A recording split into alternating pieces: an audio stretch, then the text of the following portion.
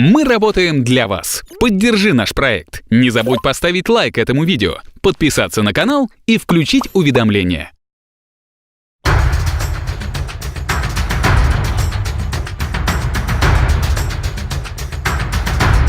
Китайский государственный телеканал CCTV отменил трансляцию матча 17-го тура английской премьер-лиги Арсенал-Манчестер Сити, который состоялся 15 декабря 2019 года. Решение связано с недавним публичным выступлением полузащитника Арсенала Месута Озиля. На своих страницах в социальных сетях спортсмен, будучи мусульманином и этническим турком, осудил притеснение уйгур в Китае и обвинил мировую умму в равнодушии к этой острой проблеме. Восточный Туркестан – кровоточащая рана уммы.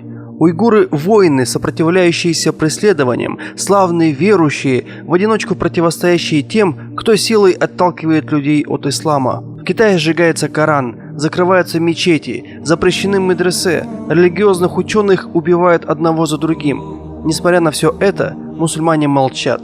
Разве они не знают, что соглашаться с угнетением – это и есть угнетение?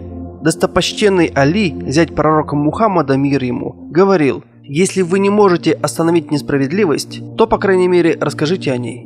Игрок также задался вопросом, почему западные СМИ проявляют большую озабоченность тем, что происходит в Восточном Туркестане, нежели информационные ресурсы и каналы мусульманского мира, которые предпочитают обходить эту тему. Позднее лондонский клуб выступил с официальным заявлением, в котором отметил, что высказывания Озиля являются сугубо его личным мнением. Позиция лондонского клуба отражена также на его официальной странице в китайской соцсети Weibo.